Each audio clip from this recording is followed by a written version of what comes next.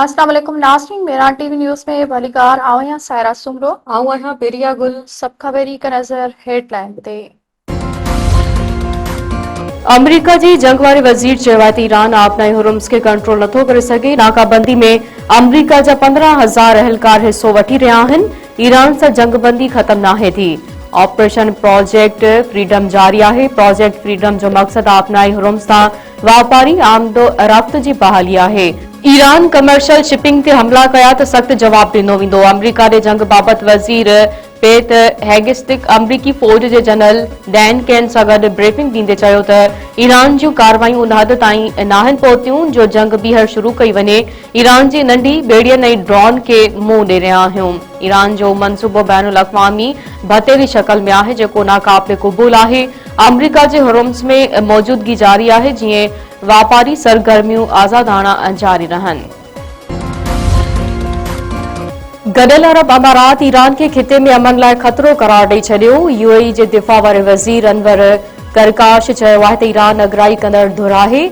ईरानी नार में बहरान वधाइण जो ज़िम्मेवार आहे। पिण बयान में यूएई जे दिफ़ा वारे वज़ीर चयो आहे त आलमी बिरादरी पारां हमले जी मज़म्मत यूएई जे मौक़िफ़ जी तौसीक़ आहे। जवाब जो हक़ महफ़ूज़ रखूं था। बरतानिया ऐं सऊदी अरब पारां गॾियल अरब अमारात मथां हमले जी मज़म्मत। ईरान जो परॾेही वज़ीर अब्बास इराक़ची चीन जे दौरे ते रवानो। अब्बास इराक़ची बीजिंग में चीन जे परॾेही वज़ीर सां मुलाक़ात कंदो। पंहिंजे बयान में ईरानी परॾेही वज़ीर चयो आहे त अमेरिका खे संदसि बुरो चाहींदड़नि खां परे रहणु घुर्जे। कुझु अंसर अमेरिका खे ॿीहर दुबड़ में धिकणु चाहिनि था। गॾियल अरब अमारात खे बि एहतियात करणु घुर्जे। पाकिस्तान पारां गॾियल अरब अमारात ते मीज़ाइल ऐं ड्रोन हमलनि जी मज़म्मत। वज़ीर आज़म पारां यूएई सदर सां मुकमल यकजहती जो इज़हार। शहबाज शरीफ़ चयो आहे त पाकिस्तान यूएई जे हुकूमत इमारती भाइरनि ऐं भेनरनि सां गॾु बीठल आहे। ज़रूरी आहे त जंग बंदी खे बरक़रार रखियो वञे ऐं उन जो एहतराम कयो वञे। अमरीकी सदर पारां ईरान जूं 7 बेड़ियूं तबाह करण जी दावा। ॾखण कोरिया जे कार्गो जहाज़ मथां ईरान जे हमलनि जो इल्ज़ाम। डोनाल्ड ट्रंप चयो आहे त ईरान जंग ख़त्म थियण बाद तेल जूं क़ीमतूं घटि थी वेंदियूं। ईरान जे फ़ौजी ताक़त ख़त्म करे छॾी आहे। उन वक़्तु कुझु बि नाहे बचियो। ईरान हमलो कयो त उन खे दुनिया जे नक्शे तां मिटाए छॾींदासीं।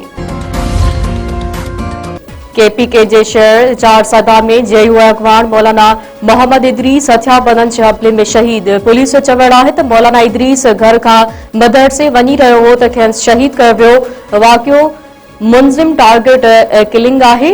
आला सतही जांच टीमूं जोड़ियूं वयूं आहिनि। सदर आसिफ अली ज़रदारी ऐं वज़ीर आज़म शहबाज शरीफ़ पारां मौलाना इदरीस जे क़त्ल जी मज़म्मत। जेयूआई वाक़े ख़िलाफ़ सुभाणे सॼे मुल्क में एहतजाज जो ऐलान करे छॾियो। सिंध काबीना तरक़ियाती कमनि लाइ अरबे रुपयनि जी मंज़ूरी ॾेई छॾी। वॾे वज़ीर सैयद मुरादअली शाह जी सदारत हेठि इजलास। सिंधु दरिया ते हैदराबाद ऐं कोटली जे विच में नई पुल जी डिज़ाइन जी मंज़ूरी। कराची जे रोडनि जी बहाली लाइ 6.5 अरब रुपया मंज़ूर। मोरे में 4 नयूं अदालतूं क़ाइमु थींदियूं। 432.597 मिलियन रुपया मंज़ूर। सिंध काबीना हैदराबाद में कब्रिस्तान लाइ 252.206 मिलियन रुपयनि जी मंज़ूरी ॾेई छॾी। कासमाबाद जे मुख़्तलिफ़ इलाइक़नि में पाणी जी लाइन विछाइण लाइ 800 मिलियन रुपया मंज़ूर। सिंध म्यूज़ियम खां अली प्लस ताईं शेख हयास रोड खे विकिरो करण जी बि मंज़ूरी। रोड़ी में कारे इल्ज़ाम हेठि क़त्ल कयल गुलाम भारो वारे केस जी सखर जी अदालत में ॿुधणी। पुलिस गिरफ़्तार कयल मक़तूला जे मामले मोला बख़्श भारो खे अदालत में पेश कयो। जवाबदार ॾोह जो एतराफ़ कंदे बयान बि कलमबंद करायो। अदालत जवाबदार खे चई ॾींहं जे रिमांड ते पुलिस हवाले करे छॾियो। सरकार जे फरियाद ते दाख़िल कयल केस में मक़तूला गुलाम भारो जो मुड़ुसु सिकी लधो पी इमदाद भारो, ॿ मामा मोहम्मद यूनिस ऐं मोला बख़्श भारो नामज़द। मक़तूला जो मुड़ुसु सिकी लधो ऐं मामो मोला बख़्श भारो गिरफ़्तार थियल ॿियनि जवाबदारनि जी गिरफ़्तारी अमल में न आई।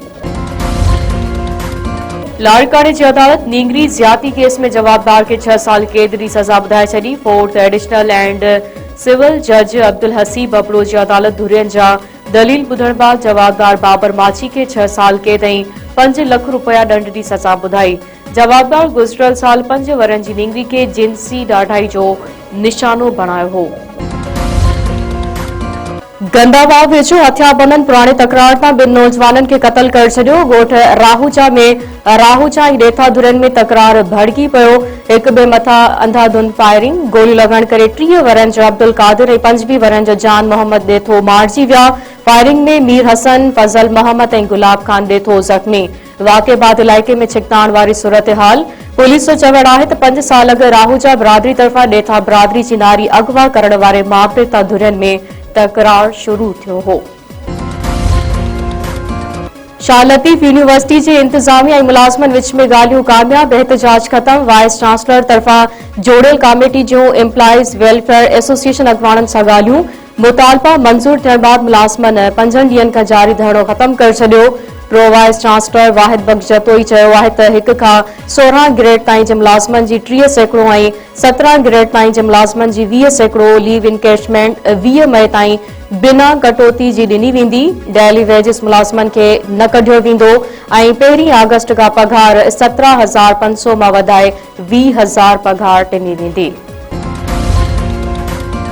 बीरो खान वेझो चांडिया धुरनि में हलंदड़ तकरार तेज़, नौजवान क़तल, 1 ॼणो ज़ख़्मी। ॻोठ काइम खान चांडियो जे धुरनि में झेड़ो।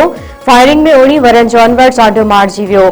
ॿी धुर जो नौजवान सज्जाद चांडियो ज़ख़्मी। मक़तूल जो लाश पोस्टमार्टम बाद वारसन हवाले। धुरनि में हलंदड़ तकरार तां 5 माण्हू क़तल ऐं केतिरा ई ज़ख़्मी थी चुका।